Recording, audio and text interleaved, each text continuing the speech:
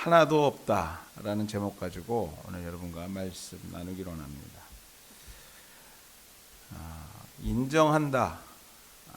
인정한다는 것이 참 쉽지 않습니다. 매일 아침 샤워하기 전에 몸무게를 확인합니다. 사실 거의 변동이 없는데 계속해서 달면서 혼자서 되새깁니다. 이건 아닐 거야. 이 수치는 정확하지 않아. 저울이 혹시 망가진 건 아닌가 생각할 때가 있습니다. 그런 과정 중에서 한 가지 느끼는 것이 있는데 이런 것입니다. 이렇게 나를 인정하는 것이 참 쉽지 않구나. 물론 여러분들 긍정적인 거나 부정적인 거나 다 마찬가지입니다. 오늘 예를 들어서 제가 몸무게를 얘기했지만 좋지 않은 결과 앞에서 믿고 싶지 않은 나의 모습을 볼 때 이게 인간이구나, 이게 나구나 합니다. 여러분도 그거 아세요? 그런데 진정한 다이어트는요, 인정하는 데부터 시작이 됩니다. 내가 필요하구나 하고 인정이 돼야지 운동도 하게 되고 살도 빼게 됩니다. 건강을 위해서 운동이 시작되는 것이죠. 여하튼 참 인정한다는 게 쉽지 않습니다. 특별히 나 자신을 인정한다라는 것, 내가 이런 사람이구나 하고 딱 인정한다라는 게 참 어렵습니다. 그런데 오늘 성경은 오늘 인정해야 한다고 합니다. 무엇을 인정해야 하냐면 몸무게도 아니고 내가 조금 잘하고 못하는 이런 수준의 것이 아니라 내가 죄인인 것을 인정하라고 우리에게 말합니다. 내가 죄인이다. 물론 신앙생활 중에 하도 많이 들어서 우리는 죄인입니다. 하도 많이 들어서 그런가 보다 하지만 돌아보건대 실질적으로 인정하는가 볼 때, 내 자신이 정말 내가 죄인이라고 인정하는가 볼 때 사실은 그리 긍정적이지 못합니다. 왜냐하면 내가 죄인이라는 것을 인정한다면 무언가 내 삶에 지금보다는 더 많은 변화가 있어야 한다는 것이 아닐까라는 생각에서부터 오는 것입니다. 그런데 돌이켜보면 내가 죄인이라고 말은 하지만 어제나 오늘이나 내 모습은 동일합니다. 여전히 그 모습 그대로 살고 있습니다. 그러니 얼마나 여러분들 힘이 듭니까? 입으로는 죄인이라고 하지만 실질적으로 내 마음은 내가 신앙이지만 내가 죄인이라고 인정되지 않는 것입니다. 여러분들 그러니 믿음 생활이 쉽지 않은 것입니다.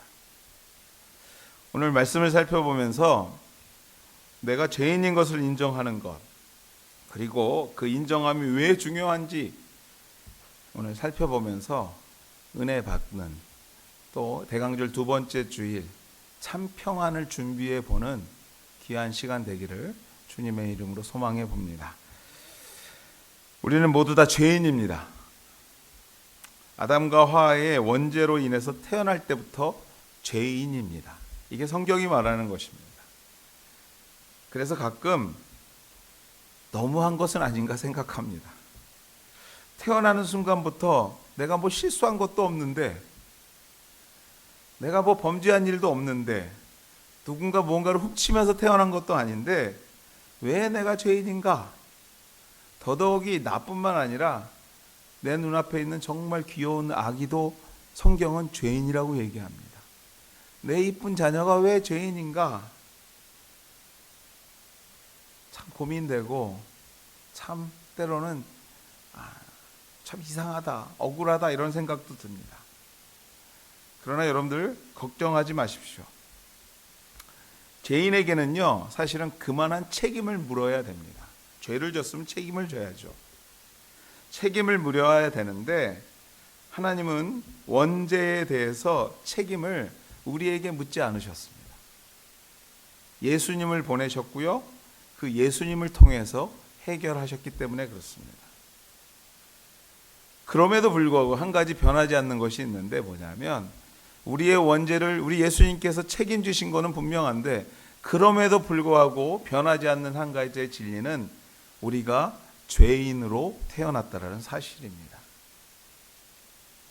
그래서 특별히 성경을 믿는 성도는요, 내가 죄인이구나 라는 진리로부터 시작돼야 올바른 신앙이 시작이 됩니다.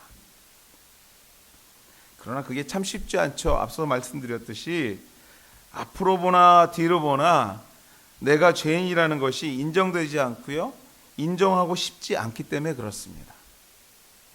법 없이도 잘 살고 있는데, 여러분들 오늘도 길 하나 건너는데도 횡단보도가 없는 데를 건널까 말까 고민하는 참 선한 사람들인데, 그런데 말입니다, 죄인이랍니다.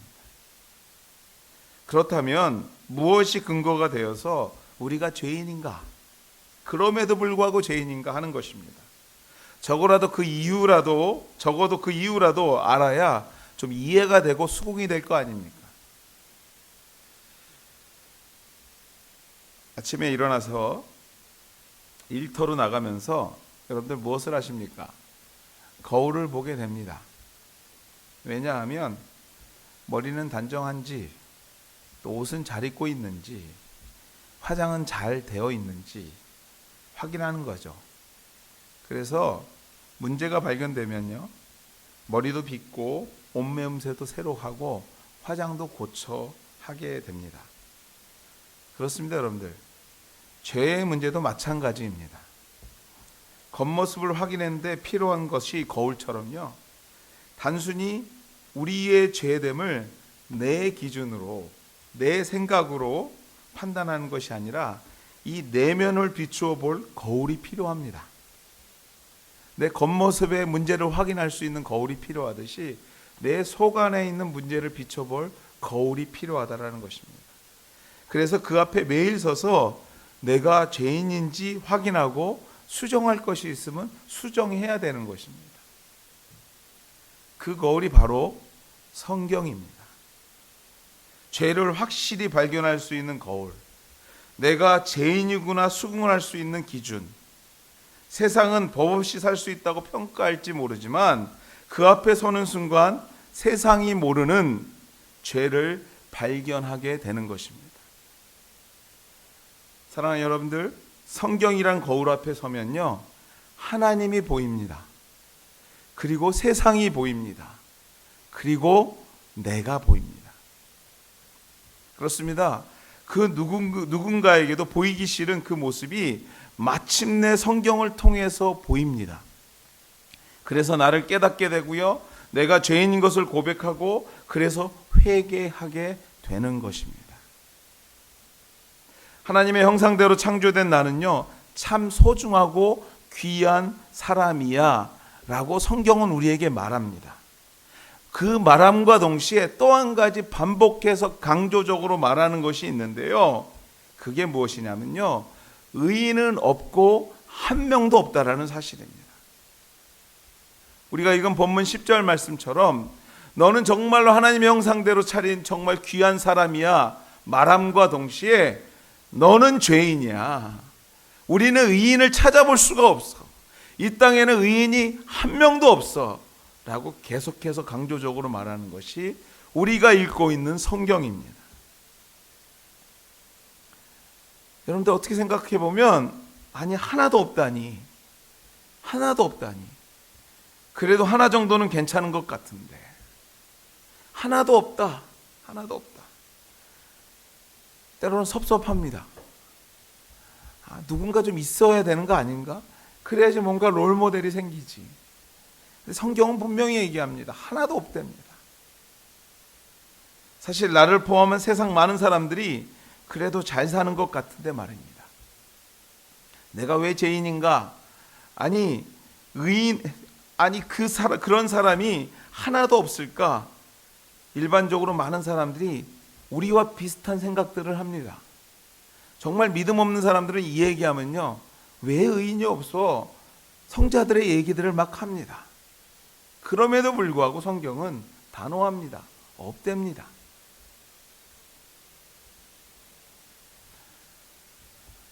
언제부터인가 제가 병원에 가면 정기 검진을 하러 가면 의사가 저에게 워닝을 줍니다. 피 검사에 좋지 않다는 겁니다. 이제 중년의 나이로 들어서면서 중년이 가질 수 있는 문제들이 생길 수 있다고 저에게 워닝을 줍니다. 그런데 여러분들 아세요? 제가 평소에 살 때는 전혀 못 느껴요. 그냥 아침에 좀 몸이 무겁나? 이건 뭐 누구나 느끼는 거 아닙니까? 전혀 못 느껴요. 여전히 똑같습니다. 그러나 시간이 되어서 피 검사를 해보면요, 문제가 있대요. 또 이렇다고 여러분들 또 우리 목사님 곧 뭔 일 있는 이거 아닙니다, 여러분들. 예? 문제가 있대요. 여러분들 여기 있는 분들 다들 그런 얘기 많이 들었을 겁니다. 검사하지 않으면 알 수 없고요. 그리고 여러분들 더더욱이 의사가 그 수치를 보고 경고하지 않으면 이래대로 살면 죽습니다 라고 얘기하지 않으면 아무리 뭐라고 그래도 저는 괜찮아요. 근데 여러분들 아세요? 아무리 내가 괜찮다고 해도 전문가인 의사가 너 문제 있어 하면 문제 있는 거예요. 믿습니까 여러분들? 이건 믿죠 여러분들? 의사가 문제 있다고 그러면 여러분들 문제 있어요. 그래서 불안하죠. 그렇습니다 여러분들. 마찬가지로 나는 멀쩡한 것 같은데 오늘도 죄를 짓지 않고 의인으로 살고 있는 것 같지만 성경이 우리 보고 자꾸 죄인이래요. 왜냐하면 여러분들 아세요? 죄에 대해서는 성경만큼 정확한 의사가 없기 때문에 그렇습니다. 말씀만큼 정확한 의사가 없기 때문에 말씀이 죄라고 하면, 전문가인 죄라고 하면 죄인 거예요. 그러므로 여러분 성경이 죄인이라고 하면 죄인 것이고요. 아무리 우리가 죄 없다 해도 성경은 말합니다. 의인은 없다. 하나도 없다. 우리도 죄인이고 너도 죄인이고 나도 죄인이다 라고 말합니다. 그러므로 내가 죄인인 것을 인식하는 것이 참 중요합니다. 내 피에 문제가 있다는 것을 인식하는 게 참 중요한 것처럼 내가 죄인이라는 것을 인식하는 것이 참 중요합니다. 그래서야 비로소 운동이 시작되고요, 살려는 몸부림이 시작되기 때문에 내 몸에 문제가 있다는 것을 인식하는 게 중요한 것처럼 내가 죄인이라는 것을 인식하는 것이 정말 중요합니다. 누구에게? 성도에게 있어서 말입니다. 왜냐하면 이렇게 살면 안 되기 때문에 그렇습니다. 아니 이렇게 살다가는 죽기 때문에 그렇습니다. 그러한 것이 인식하는 순간 변화가 있기 때문에 그래요. 아, 운동해야 되겠다. 더 많이 운동해야 되겠다. 여러분들 우리가 정말 죄인이라고 인식하고 오직 하나님만이 나의 길이라고 생각할 때 그때서야 비로소 우리에게도 변화가 일어나기 시작합니다. 말씀을 읽고 말씀에 새겨 있는 의미를 묵상하기 시작합니다. 이러한 변화가 우리에게 있게 되고요, 이렇게 살면 영원히 죽기에 기도하는 변화가 일어나기 시작합니다. 하나님, 내가 죄인인 것을 깨닫게 해주세요. 내 영혼이 잘 살 수 있도록 도와주세요 하는 간절한 겸손한 마음이 시작된다는 거예요. 여러분들 아세요? 여러분들 지금도 이러한 변화가 내 삶에 직접적으로 일어나지 않고 있다면 여러분이 아무리 입으로 내가 죄인이라고 한들 여러분 죄인을 인정하고 있지 않는 거예요. 정말 내가 죄인이라는 것을 깨닫는다면, 정말 내 몸에 문제가 있는 것을 깨닫는 사람들이라면 오늘 이 시간 이후에 당장에 나가서라도 운동하고 뛰는 것이 우리의 일상사예요. 그래야지 살 수 있으니까. 성도가 죄인이라는 걸 깨달았을 때 일어나는 변화들을 우리의 삶에서 찾을 수 있어야 된다는 것입니다. 그렇습니다 여러분들. 우리가 은혜 받으려면 내가 죄인인 것을 깨달아야 합니다. 성경은 말합니다. 죄 많은 곳에 은혜가 넘친다고 합니다. 죄 많은 곳에. 이 의미의 말씀이 무슨 말씀일까요 여러분들? 죄를 많이 지라는 얘기일까요? 그래야지 은혜를 받는다고 얘기하는 것일까요? 아니에요 여러분들. 자신이 죄인인 것을 깨닫는 깊이가 깊을수록, 사무침은 사무칠수록 그 인생의 모든 절차들이 은혜 가운데 넘쳐나게 된다는 말이에요. 내가 죄인인 것을 깨달으면 깨달을수록, 내가 이렇게 살면 안 되겠다라는 것을 깨닫고 변화가 일어나면 일어날수록 하나님께서는요, 그 인생에 은혜를 넘치게 하시겠다고 말씀하는 거예요. 사랑하는 여러분들, 우리가 죄인인 것을 깨달아야 합니다. 인정해야 합니다. 성경 앞에 서서 내가 죄인인 것을 발견해야 은혜 또한도 경험하게 되는 것입니다. 의인은 없습니다. 단 한 사람도 없고요. 없다고 성경은 단호하게 말합니다. 우리 모두가 죄인인 것을 깨달아서 더 큰 하나님의 은혜를 경험하게 되는 이 대강절 두 번째 주간이 되시기를 주의 이름으로 축원해 드립니다.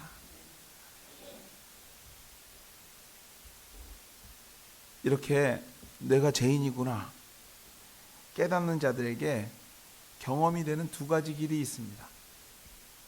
그래, 내가 죄인이지, 내가 정말 죄인이지 깨닫는 순간에 우리에게 닥쳐오는 두 가지 길이 있는데요, 그 첫 번째 길은 의기소침입니다. 내가 죄인인데 뭘 이런 것까지, 모든 부분에 자신이 없어지고요, 내가 뭐 할 수 있을까 하는 생각이 들기 시작합니다. 여러분들, 그것이 바로 사탄이 원하는 모습입니다. 사탄이 유도하는 유혹이죠. 유혹. 은혜는 받고 나서야 갑자기 의기소침해져요. 내가 죄인인 것을 알았는데 그것 때문에 의기소침해지는 것, 모든 것이 부정적으로 보이는 것, 이건 사탄이 주는 유혹입니다. 우리가 가야 할 길은 아닙니다. 우리가 가야 할 길은 두 번째 길이죠. 어떤 길입니까, 여러분들? 예수의 길입니다. 예수의 길. 우리가 죄인인 것을 깨닫는 순간에 우리가 선택해야 됩니다. 이제 예수의 길. 할렐루야. 예수님 없이는 영원한 죄인이지만 예수의 길을 선택하는 순간 새로운 길이 보이기 시작하는 거예요. 아이러니하게도요, 내가 죄인이구나 하면 세상에서는요, 올가매고 가두고 처벌하는데요, 믿음의 눈으로 내 삶이 죄인이구나 고백하는 그 순간에 새로운 길이 열리기 시작하는 거예요. 예수의 길이 열리기 시작하는 것입니다. 구원의 길입니다. 비록 죄인으로 태어났지만 예수의 이름으로 죄에서 자유인이 되는 것입니다. 영원한 나라의 백성이 되는 것입니다.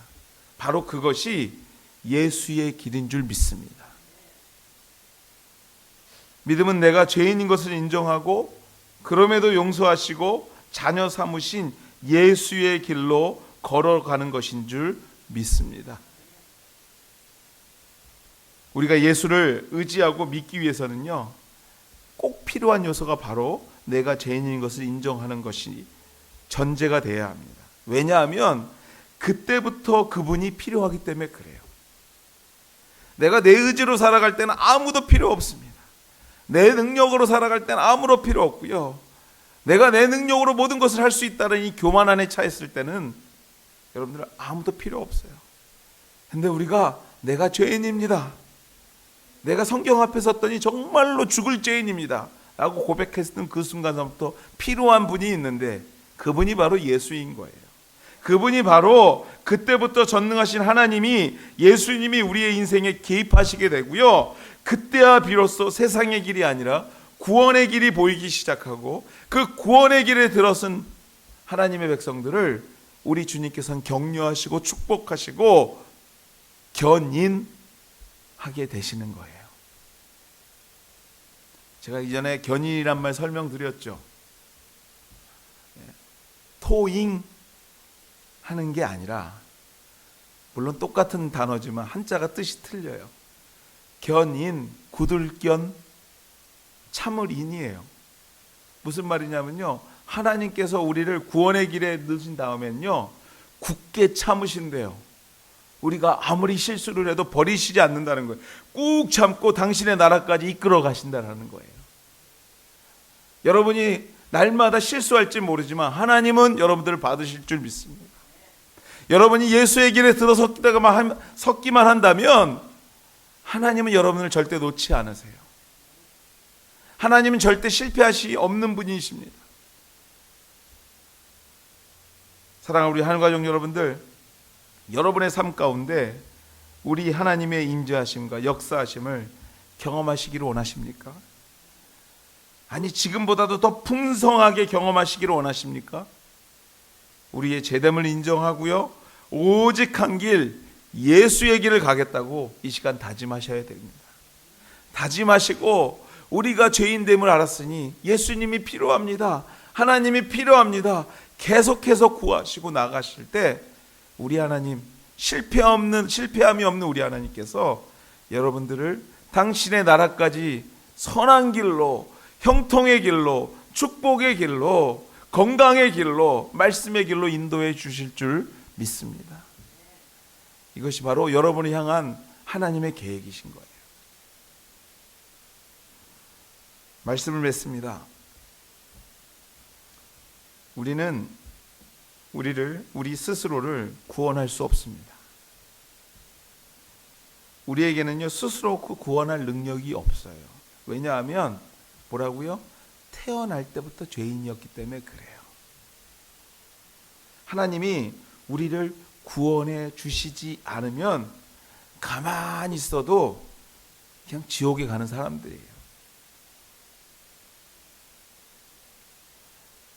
제가 이런 질문 해볼게요. 우리가 지옥에 가기 위해서 할 일이 뭐가 있을까요? 그 답이 뭔지 아세요? 그냥 가만히 있으면 돼요. 원래 가던 길로 가면 됩니다. 태어나기를, 제가 좀 거칠지만 지옥에 가게 태어났어요, 저희들이요. 그냥 그대로 살면 그냥 갈 수 있습니다. 이것이 기독교의 진리입니다. 그렇기 때문에 우리는 예수님을 붙잡으셔야 돼요. 믿어야 됩니다. 우리는 구원에 대한 전적인 무능력자인 것을 인정하고 오직 예수만 할 수 있습니다 라고 여러분의 삶에 고백이 있을 때,